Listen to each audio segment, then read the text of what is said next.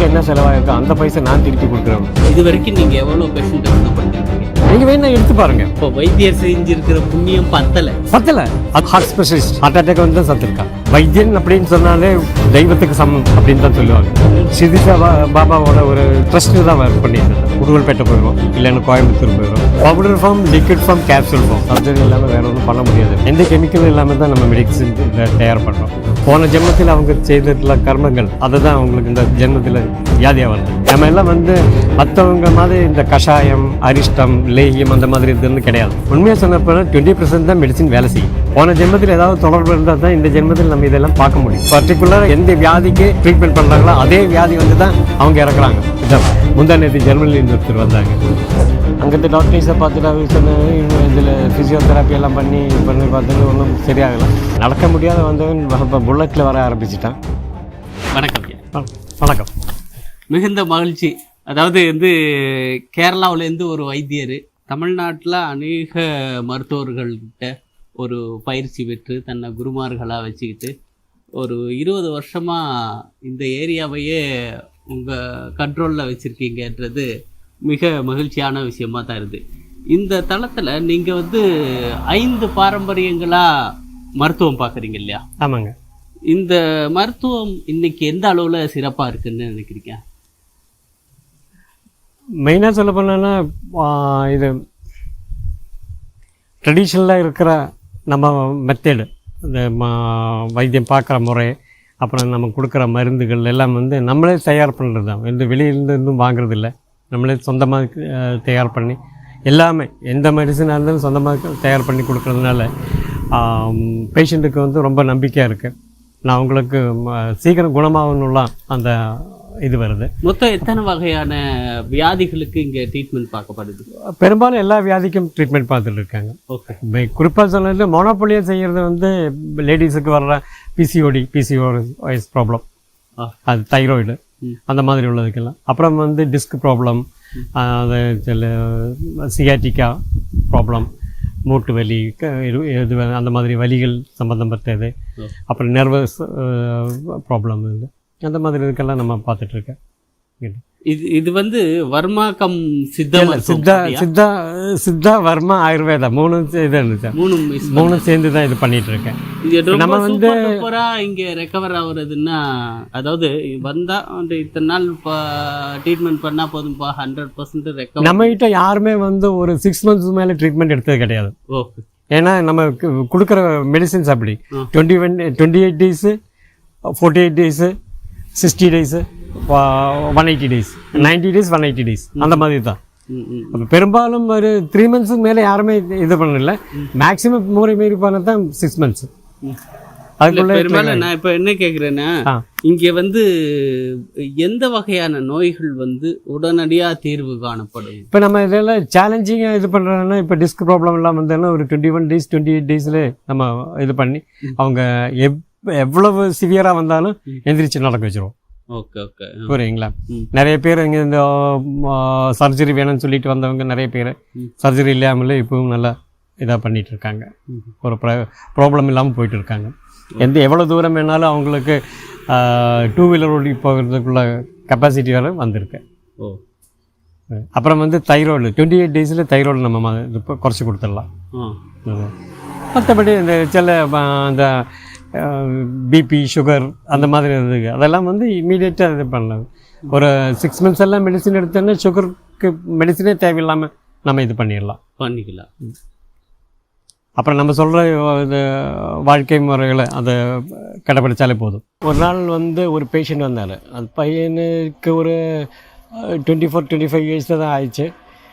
நான் disk ப்ராப்ளத்தினால actually அவன் வந்து தாஜ் குரூப்பில் வேலை செஞ்சுட்டு இருக்கும்போது, அதாவது இன்ஸ்பெக்ஷன் ஏதோ நடக்கும்போது சடனாக அவனுக்கு இடுப்பு விலகிருச்சு. அங்கேருந்து டாக்டர்ஸை பார்த்துட்டு அவர் சொன்னாங்க, இதில் ஃபிசியோதெராப்பி எல்லாம் பண்ணி பார்த்தோன்னா ஒன்றும் சரியாகலாம். அவங்க சொன்னாங்க, உங்களுக்கு சர்ஜரி பண்ணால் தான் இது பூர்ண நிவர்த்தி ஆகும் அப்படின்னு சொல்லுங்கள்.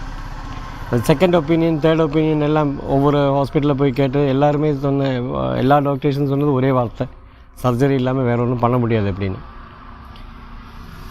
தற்செயலாக என்கிட்ட வந்துருச்சு. வந்து நான் இது சொன்னேன், சர்ஜரி ஒன்றும் இல்லாமல் நம்ம இதை கிளியர் பண்ணி கொடுக்குறேன், எல்லாம் கிளியரான, உனக்கு வலி இல்லாமல் இருந்தால் மட்டும் எனக்கு பேமெண்ட் கொடுத்தா போதும், இல்லைன்னா நீ பேமெண்ட் தர வேண்டியதில்லை அப்படின்னு சொல்லிட்டு நான் சேலஞ்சாக அதை அவங்ககிட்ட சொன்னபோது, சின்ன பசங்க தானே, அவங்க கேலியாக இருந்தது அவங்களுக்கு. சரி இப்போ எனக்கு இது பண்ணல, ஆகலைன்னா சரி ஆகலைன்னா நீ என்ன பண்ணுறது, சரி ஆகலைன்னு நீ ஒரு பைசா கூட எனக்கு தர வேண்டியதில்லை, உனக்கு என்ன செலவாயிருக்கோ அந்த பைசா நான் திருப்பி கொடுக்குறேன் உனக்கு அப்படின்னு உள்ள ஒரு சவால் விட்டேன். அவன் அன்றைக்கி போகும்போது அவனுக்கு நான் ஒரு தைலத்தை கொடுத்து, இதை நீ அப்ளை பண்ணு, உனக்கு வலி குறைஞ்சிருச்சுன்னா நீ என்கிட்ட வா, இல்லைன்னா நீ ஏதோ செஞ்சிரு அப்படின்னு. அதே மாதிரி அவன் போய் அந்த இது தைலம் அப்ளை பண்ணு, 2 நாள்லேயே அவனுக்கு வலி ரொம்ப கம்மியாயிடுச்சு. அந்த டைமில் அவன் பேரண்ட்ஸோடு கூட்டிகிட்டு வந்து அந்த இங்கே அட்மிட் ஆகி கரெக்டாக அவனுக்கு நான் சொன்ன ட்ரீட்மெண்ட் சொன்னது 14 டேஸு. ஆனால் ஒரு 3-4 டேஸ்லேயே அவனுக்கு அந்த வலியெல்லாம் ரொம்ப கம்மியாயிடுச்சு. நடக்க முடியாத வந்தவன் இப்போ புல்லட்டில் வர ஆரம்பிச்சிட்டான். அப்புறம் ஒரு நாள் சொல்கிறேன், இந்த மசாஜ் முடிச்சுட்டு போயிட்டு அவன் 300 கிலோமீட்டர் அவன் புல்லட்டில் போயிட்டு வந்திருக்கேன். அவனோட வேலை அப்படி, அவன் அதில் போயிட்டு இருக்கான். அந்த ரோடுன்னா கரண்ட மாதிரிலாம் இருக்கும், நல்லா டிஃபிகல்ட்டான ரோடு. அந்த ரோட்லேயே அவன் 300 கிலோமீட்டர் வண்டியில் போயிடுச்சுன்னு சொல்லிவிட்டு அவன் ரொம்ப பெருமையாக சொல்லிட்டு வந்துட்டு இருந்தான். கரெக்டாக 14 டேஸு ட்ரீட்மெண்ட் முடித்து அவனுக்கு இப்போ எந்த விதமான பிரச்சனையும் இல்லை. நிறைய டாக்டர்ஸ்கிட்ட அவனே போய் கன்சல்ட் பண்ணேன். மறுபடியும் எனக்கு எதுவும் இல்லை, எம்ஆர்ஐ எடுத்து பார்த்தது இதெல்லாம், சிடி ஸ்கேன் எடுத்து போது வந்து எதுலேயுமே எந்த ப்ராப்ளம் இல்லைன்னு சொல்லிவிட்டு அவங்க சொன்னாங்க. ரொம்ப ஹைப்பாக இருக்கேன். இப்போ அவன் யூகேயில் இருக்கான். அதே ஹோட்டல் மேனேஜ்மெண்ட் இது பண்ணி இந்த யூகேயில் ஹையர் எஜுகேஷனாக போயிருக்கேன்.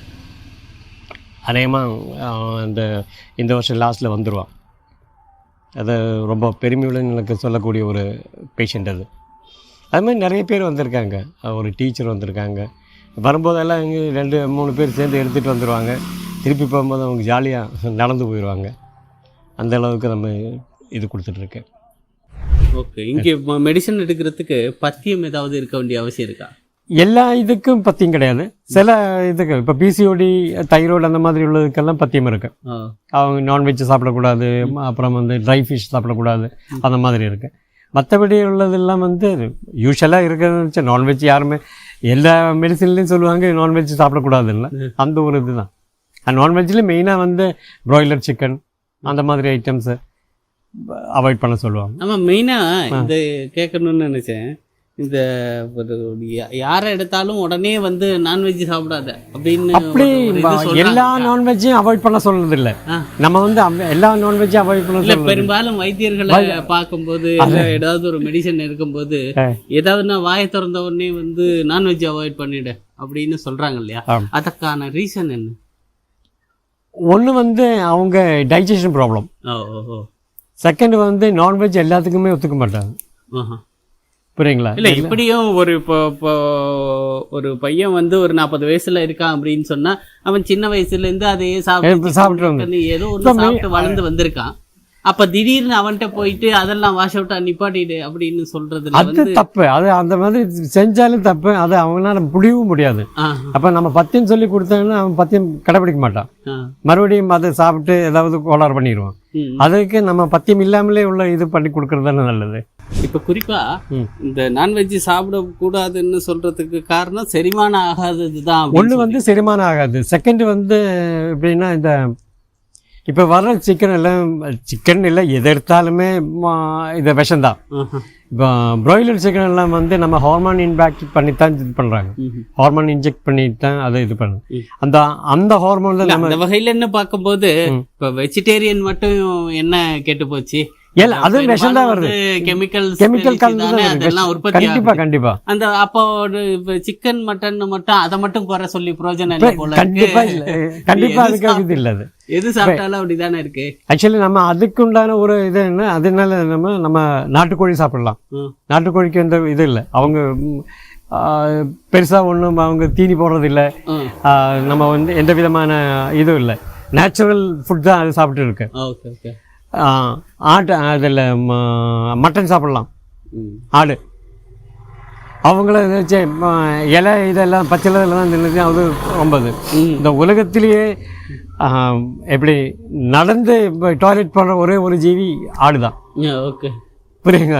மற்றதெல்லாம் வந்து நடந்து போக முடியாது, ஒரு இடத்துல உட்காரணும் அள்ளி நிற்கணும். ஆட்டுக்கு அந்த மாதிரி இல்லை, நடந்தே அந்த இது போட்டுட்டு போயிட்டே இருப்பாங்க.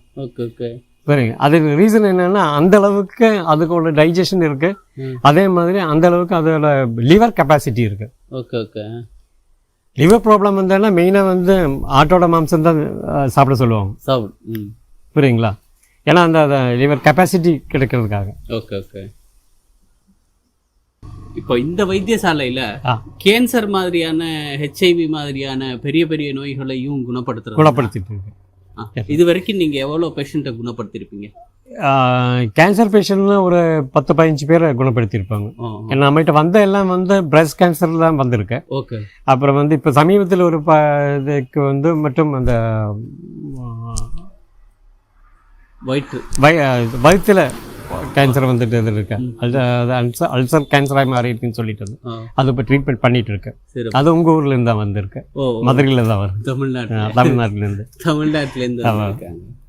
சரி, இப்போ ரத்த புற்றுநோய்க்கெல்லாம் இங்கே தீர்வு உண்டா? ட்ரெடிஷ்னலாக நம்ம இது பண்ண நம்ம செய்கிற மாதிரி தான், எந்த விதமான கெமிக்கலும் அதில் இல்லை. எந்த கெமிக்கலும் இல்லாமல் தான் நம்ம மெடிசின் இதை தயார் பண்ணுறோம். நம்ம எல்லாம் வந்து மற்றவங்க மாதிரி இந்த கஷாயம், அரிஷ்டம், லேகியம் அந்த மாதிரி இது வந்து கிடையாது. Only powder form, liquid form, capsule form. இதுதான் லிக்விட் எல்லாம் உங்களுக்கு தெரியுமில்ல, தீநீர் மாதிரி உள்ளதுதான் நம்ம இதை எடுத்துறோம். மற்ற எல்லாம் வந்து இதுதான் கம்ப்ளீட்லி பவுடர் ஃபார்ம்ல தான். ஏன்னா ஃபர்ஸ்ட் ஆஃப் ஆல் இங்கே இந்த ரா மெட்டீரியல்ஸ் கிடைக்கிறது ரொம்ப கஷ்டம். இந்த நம்ம தமிழ்நாட்டிலேருந்து தான் வரணும் சில ஐட்டம்ஸ் இங்கே கிடைக்கும். அப்புறம் இந்த சித்த வைத்தியத்தில் இருக்க பெரும்பாலும் ஐட்டம்ஸ் இங்கே கிடைக்காது, கேரளாவில் கிடைக்காது. இப்போ நம்ம தமிழ்நாட்டில் தான் செல்ல இங்கே பக்கத்தில் உடுவல்பேட்டை போயிடுவோம், இல்லைன்னா கோயம்புத்தூர் போயிடுவோம், இல்லைன்னா மதுரையில் வந்து வாங்குவோம், சென்னையிலேருந்து வாங்குவோம். அதெல்லாம் அங்கேருந்து இது பண்ணிடுறோம். அப்போ வந்து இப்போ எடுத்து நம்ம அதுக்கு தகுந்த மாதிரி ப்ராசஸ் பண்ணி நம்ம மருந்தெல்லாம் வந்து 3 வருஷத்துக்கு கெட்டு போகாது. இது போடாமலே, எந்த விதமான கெமிக்கலும் போடாமலே அது 3 வருஷம். பெரும்பாலும் சித்தா மெடிசன்ஸ் அப்படித்தான் அது ப்ராசஸ் பண்ணி கொண்டு போயிடுறதுனால தீநீரா இருந்தாலும் பவுடர் ஃபார்மா இருந்தாலும் மற்ற பவுடர் ஐட்டம், அதாவது சூரணங்கள் தான் மெயின். இப்படி எல்லாம் பருப்பம் எல்லாம் பார்த்தோம்னா பல ஆண்டுகள் வச்சுக்கலாம். ஆமாம். அதுலயும் உப்பு வகைகள்லாம் பார்த்தா பல 100 வருஷம் 150 வருஷம் எல்லாம் வச்சுக்கலாம். ஆமா. அப்படி இருக்கும்போது இதை குறித்து மருந்து வீணா போகுமோன்னு பயப்பட வேண்டிய தேவை யாருக்கும் இருக்க போறது இல்ல. என்ன, எந்த வைத்தியர்கிட்ட போனா மருந்து எனக்கு நல்லா கேட்கும் அப்படின்னு. அப்புறம் இது வந்து பெரும்பாலும் என்ன, இதுக்கு ஒரு குருத்தம் வேணும், ஒரு தெய்வீகத்தம் வேணும். புரியுங்களா? இப்போ நம்ம வைத்தியனாக இருந்தாலும் சரி, பேஷண்டாக இருந்தாலும் சரி. இப்போ என்னை பொறுத்த வரைக்கும் நான் கற்றுக்கிட்டது என்னன்னா, ஒரு பேஷண்ட்டுக்கு அந்த ரோகம் வர்றதுக்கு காரணமே பல விஷயங்கள் இருக்கு. ஒன்று வந்து அவங்க கர்ம பலம், போன ஜென்மத்தில் அவங்க செய்திருக்க கர்மங்கள், அதை தான் அவங்களுக்கு இந்த ஜென்மத்தில் வியாதியாக வருது. அவங்க அப்பா அம்மா பண்ண கர்மங்கள், அதுவும் அவங்களுக்கு ஒரு 20% அதில் வருது. 20% வந்து போன ஜென்மத்திலேருந்து வருது, 20% இந்த ஜென்மத்தில் அப்பா அம்மா செய்த இதில் வருது, 20% அவங்க ஜாதக ரீதியாக வருது. இந்த ஜென்மத்தில் அவங்களுக்கு அனுபவிக்க வேண்டியது அந்த இதில் 20% வந்து அவங்க செய்த கர்ம பலங்கள் அதில் வருது. குறிப்பாக அந்த சர்க்கம்ஸ்டன்சஸ் வச்சுட்டு தான் 20% வருது. அப்படி ஒரு பேஷண்ட்டு வியாதியாக வர்றது 100%ல் இந்த மாதிரி 5 வகையான 20% விட்டு தான் வியாதி வருது. இது குணமாகிறதுக்கு உள்ள என்ன 40% வந்து அவங்க கடந்த கால போன ஜென்மத்தில் இருக்கிற புண்ணியம் செஞ்சதுனால அந்த பெனிஃபிட் கிடைக்குது. 40% வந்து நம்ம வைத்தியன் கொடுக்குற அந்த இது இருக்கு, வைத்தியனுக்கு உண்டான புண்ணியம். வைத்தியன் அப்படின்னு சொல்லிட்டு வைத்தியன் அப்படின்னு சொன்னாலே தெய்வத்துக்கு சமம் அப்படின்னு தான் சொல்லுவாங்க. அப்போ அந்த கடவுள் கொடுக்குற இதுதான், அந்த கடவுள் எந்த புண்ணியம் பண்ணி இருக்கணும். அப்போ அந்த வைத்தியனை பார்க்கறதுக்கு உண்டான ஒரு சான்ஸ் கூட அவங்களுக்கு கிடைக்கணுமில்ல. எந்த வைத்தியம் கிட்ட போனால் தான் இது பண்ணணும், அந்த மாதிரி அதோட ஒரு 40%. 20% வந்து மெடிசனோடது. உண்மையாக சொன்னப்போ 20% தான் மெடிசின் வேலை செய்யும். யார் எந்த மருந்து கொடுத்தாலும் சரி, 100% மருந்து மருந்துனால எந்த சீக்கும் இது வரல. நீங்கள் உங்களுக்கே தெரியும், நீங்கள் இப்போ அலோபதியில் போனோன்னா நிறையா ஹார்ட் ஸ்பெஷலிஸ்ட் ஹார்ட் அட்டாக் வந்து தான் சாப்பிட்ருக்காங்க. Okay okay. Cancer doctors cancer வந்து தான் அது மரணம் அடைஞ்சிருக்கு. நீங்கள் வேணா எடுத்து பாருங்கள், வேர்ல்டில் இருக்க அத்தனை இதில் பாருங்கள், அந்த எதுக்கு பர்டிகுலராக எந்த வியாதிக்கு அவங்க பண்ணுறாங்களோ ட்ரீட்மெண்ட் பண்ணுறாங்களோ அதே வியாதி வந்து தான் அவங்க இறக்குறாங்க. அதுக்கு ரீசன் என்னென்னா அவங்க அந்த வியாதியை நம்ம வாங்குகிறோம், அது இயற்கைக்கு ஆப்போசிட்டாக தானே வருது. அப்போ வைத்தியர் செஞ்சிருக்கிற புண்ணியம் பத்தலை. அதான். ஏன்னா வைத்தியம் பெரும்பாலும் பாருங்க, நீங்கள் ஒவ்வொரு வைத்தியங்கிட்ட வர்றதுக்கு ஒரு ரீசன் இருக்கும். முன் ஜென்மத்தில் ஏதாவது தொடர்பு இருந்தால் தான் இந்த ஜென்மத்தில் நம்மளால பார்க்க முடியும். புரியுங்களா? இப்போ எங்கிட்ட வர்ற பேஷண்ட்ஸ் எல்லாம் வந்து எங்கிருந்தாலும் வர்றாங்க. யூகேலேருந்து வராங்க, அமெரிக்காவிலேருந்து வராங்க, முந்தானேத்து ஜெர்மனிலேருந்து ஒருத்தர் வந்தாங்க, மலேசியா, சிங்கப்பூர், ஸ்ரீலங்கா, அங்கேருந்தெல்லாம் வர்றாங்க. அங்களுக்கு நம்ம மெடிசின் கொடுத்துட்டு தான் இருக்கேன். நான் முதல்லலாம் நான் போயிருந்தேன், இப்போ அந்த கொரோனாக்கு பிறகு நான் போகிறதில்ல. இங்கேயே டைம் சரியாக போகுது. பேஷண்ட்ஸ் அதிகமாக இருந்ததுனால நம்ம வெளியே போக முடியல. பஞ்சாபில் அந்த நிறைய இடத்துல இருந்து பண்ணணும். இப்போ அவங்க அதுக்கெல்லாம் ஏதாவது ஒரு ரீசன் இருக்கணும். போன ஜென்மத்தில் ஏதாவது தொடர்பு இருந்தால் தான் இந்த ஜென்மத்தில் நம்ம இதெல்லாம் பார்க்க முடியும், நம்மளை அணுக முடியும். நான் அந்த மாதிரி நம்பிக்கிறேன். நம்ம வந்து மெயினாக வந்து சித்தி பாபாவோட இதில் தான் இதெல்லாம் அவர் தான் நடத்துகிறாரு. ஆக்சுவலி அதுக்கு ஒரு ரீசன் இருக்குது. முதல்ல நான் வந்து ஒரு சித்தி பாபாவோட ஒரு இதில் ஒரு ட்ரஸ்ட்டில் தான் ஒர்க் பண்ணிட்டு இருந்தேன், அட்மினிஸ்ட்ரேட்டராக இருந்தேன். அப்போ அந்த டைமில் நம்ம என்னது ஒரு பாபா கோவில் கட்டி எல்லாத்துக்குமே இலவசமாக வைத்தியம் பண்ணணும் அப்படின்னு உள்ள இது அந்த இது இல்லை. அந்த ட்ரஸ்ட் பாடிஸ் எல்லாம் அந்த மாதிரி நினச்சிட்டு இருந்தாங்க. அது இண்டிவிஜுவல் ட்ரஸ்ட் தான் அதில். அப்போ அவங்களுக்கு என்னன்னா கோவில் கட்டினா கண்டினியூ அது மக்களுக்கெல்லாம் அது பாதிப்பு வரும், நீங்கள் விட்டுட்டு போனேன்னா மறுபடியும் வரும் தலைமுறை தான் பாதிக்கும் அப்படின்னு சொல்லிட்டு அவங்கள யாரோ பயமுறுத்துறாங்க. அதனால் அவங்க கோவில் கட்டுற வேலையை விட்டுடுச்சு. அப்போ அந்த கோவில் கட்டினான்னா அந்த இதுக்கு அந்த வைத்தியம் பண்ணுறதுக்கு என்ன தான் இது பண்ணி அப்பாயின்ட் பண்ணியிருந்தேன். நான் அதோட அட்மினிஸ்ட்ரேட்டர் கூட ஃப்ரீயாக இது பண்ணேன். அதுக்கு தகுந்த மாதிரி தான் நம்ம வந்துட்டு இருந்தோம். அது முடியல பட்சத்தில் தான் நம்ம சொந்தமாக இது பண்ணிட்டு இருக்கோம். இப்படி என்னோட கனவு அதுதான், ஒரு பாபா கோவில் ஒன்று கட்டணும் இங்கே. அது எப்போதாவது நிறைவேறுன்னு நினச்சிட்டு இருக்கேன். அதெல்லாம் சிறப்பு. உங்கள் நோக்கம் நிறைவேற வாழ்த்துக்கள். நன்றி.